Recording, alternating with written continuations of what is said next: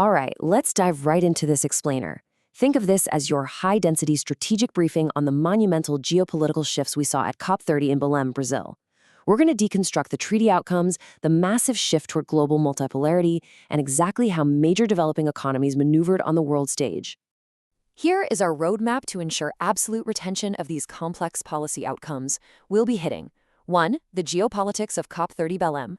2. Key pacts and financial mechanisms. 3. India's strategic climate stand. 4. Major shortfalls and implementation gaps. 5. India's domestic climate initiatives. And finally, 6. Exam revision and active recall. Let's kick things off with Section 1, the geopolitics of COP30 Belém. Okay, so between November 10th and 21st, 2025, something huge happened. A power vacuum left by the United States basically allowed the BRICS bloc step up and decisively establish a multipolar era in climate governance. And this brilliantly illustrates the core divide at the summit. On one hand, you had over 80 developed nations demanding explicit, binding language for a fossil fuel phase-out. But on the flip side, major economies like India, China, Russia, and South Africa successfully pushed back. They completely opposed externally imposed timelines, insisting that energy transitions absolutely must be nationally determined based on domestic development and equity. The result? A non-binding commitment with zero mandatory reduction pathways. Moving right along to Section 2, key pacts and financial mechanisms. Now, you really need to lock in this number. A massive $1.3 trillion climate finance goal was established. And here's the geopolitical win. The Global South successfully framed this not just as a voluntary pledge, but as a mandatory legal obligation under Article 9.1 of the Paris Agreement.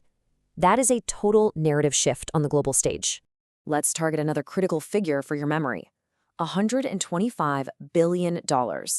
Make sure you remember this because it's the specific mobilization goal locked in for the newly established Tropical Forest Forever Facility, or TFFF.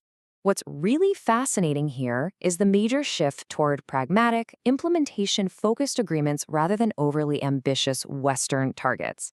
The Belém package actually lays out 29 actionable decisions. Then we have the TFF, which operates on a strict payment for performance model to reward tropical forest conservation with long-term funding. And finally, the Global Mutuallo. This is essentially the ultimate compromise document, completely prioritizing collective cooperation and real deliverability over mandatory unattainable targets. Let's head into Section 3, India's strategic climate stand. So where did India actually stand in all this? Alongside the basic group and like-minded developing countries, India's positioning was deeply rooted in equity and climate justice. They leaned heavily on the institutional principle of CBDRC. That stands for Common but Differentiated Responsibilities and Respective Capabilities. Economically speaking, India pushed hard for predictable grant-based finance, not loan-driven debt traps. They also demanded that historical emitters actually lead the mitigation efforts and firmly insisted that adaptation receive equal priority alongside mitigation. You also absolutely need to know India's official stance on trade barriers. Alongside the BRICS bloc, India pushed back hard against restrictive policies like the EU's Carbon Border Adjustment Mechanism, or CBAM. They don't view this as environmental protection at all. Rather, they defined it as a discriminatory trade barrier completely disguised as climate action meant to weaken fair global trade. All right, on to Section 4, major shortfalls and implementation gaps. Despite the geopolitical wins for the Global South, we have to look objectively at the widening ambition gap threatening global security. It's really a four-step failure. Step 1. The Belém package completely avoided any binding roadmap or timeline for fossil fuels. Step 2, negotiations failed to secure clarity on scaling those Article 9.1 finance obligations. Step 3, major emitters, and yes, this includes India, actually delayed submitting their updated nationally determined contributions, or NDCs. And step 4, a brand new just transition mechanism was created, but they left it entirely without dedicated financial support. To put this implementation deficit into hard numbers, just look at the staggering disparity highlighted by India from the 2025 Adaptation Gap Report. Developing countries require between $310 to $365 billion annually by 2035. But current financial flows, they are sitting at a mere $26 billion. It's a massive, massive shortfall. Shifting gears to Section 5, India's domestic climate initiatives. To really understand why India resists binding international targets, we have to look at what they are doing at home to manage energy security.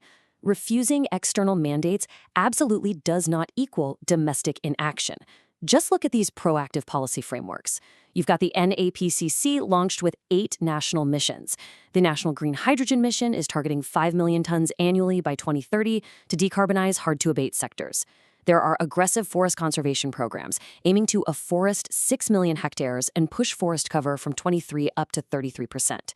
And the NCAP is explicitly designed to synergize pollution reduction directly with climate goals.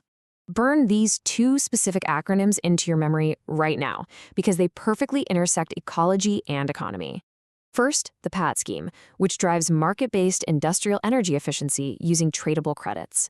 And second, Mishishti, which is all about restoring coastal mangrove ecosystems while directly supporting the livelihoods of dependent communities. All right, we made it to Section 6, Exam Revision and Active Recall. Time to stress test your attention. Let's see what you remember. What specific Paris Agreement article did the Global South use to demand mandatory climate finance? And what was that massive finance goal amount? Take a second. Okay, you should instantly be thinking of the legal framework, Article 9.1 and the $1.3 trillion target. Next up, expand the acronyms CBDRRC, TFF, and CBAM, and what is India's official position on CBAM? All right, recall the strategic terms. CBDRRC is common but differentiated responsibilities and respective capabilities.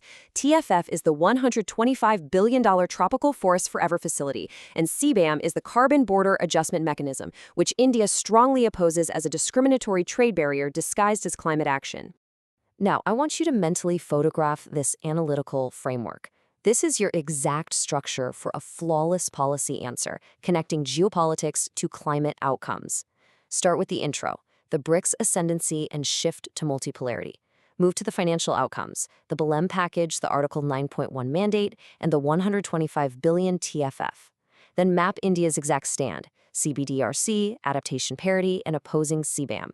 Objectively list the shortfalls, delayed NDCs, unfunded transition, no fossil timelines, and wrap it up with a strong conclusion about bridging the trust and implementation deficit. As we wrap up this explainer, I want to leave you with a final thought to chew on. Can the Paris Agreement goals actually survive if the Global South's demands for equitable climate finance continue to face this massive, unaddressed implementation deficit?